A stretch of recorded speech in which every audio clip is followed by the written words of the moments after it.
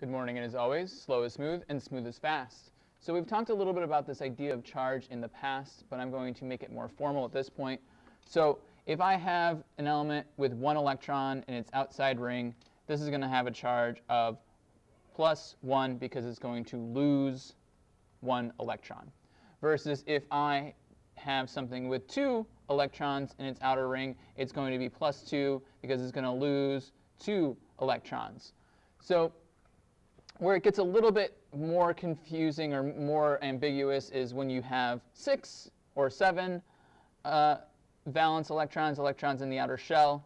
So if I have 6 electrons, it wants to gain 2 electrons to make 8, in which case it's going to have a -2 charge.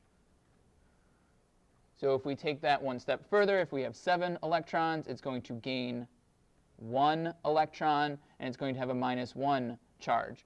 So this idea, the charge is going to be dictated by how many it gains or loses. If it gains, equals negative. If it loses, it becomes positive. So I gave the example, if you have that positive or negative friend, they're going to make you gain or lose an electron.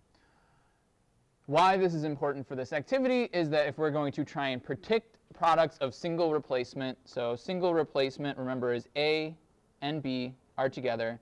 They have this third party that wants in. So B hits the road and is replaced by C because C is better. So if I have something like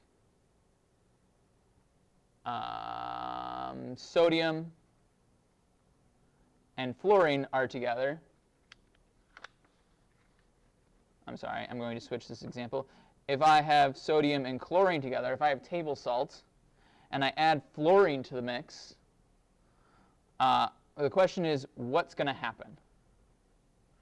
So fluorine is going to come in. It's going to replace chlorine because chlorine has a -1 charge and fluorine has a -1 charge, so they're both anions. And so it gets replaced. And my new compound is NaF plus Cl. So that's the straightforward part of this, is that this is just an example where a single thing is getting replaced. And I'm going to give you what's called an activity series on the worksheet so that you can figure out which one is going to be replaced. But you may be asking, or you could be asking, or should be asking, how did I determine which one is the one to get replaced? How do I know which one to get replaced? So any compound is going to have a cation, which is a positive element.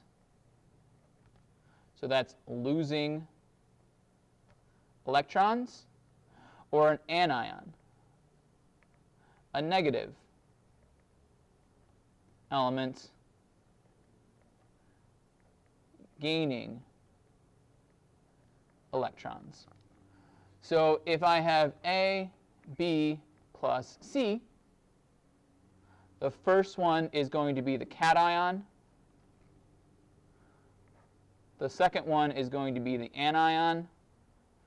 And this is going to be depending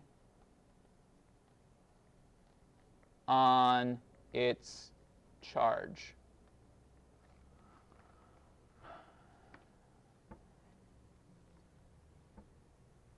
So if I have another example, zinc plus magnesium nitrate, this is a cation because it wants to lose electrons. This is a cation because it wants to lose electrons. This is an anion because it wants to gain electrons. This is on the back of the periodic table. So when I do this, the zinc is going to come in and bump out, possibly.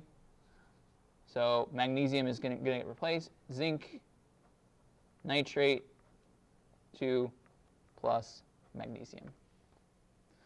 So that's more or less the basics. There's a worksheet in the folder for you to complete. do your best. We'll talk about this more on Monday, and we'll have a lab where you'll be able to see it happen in real life.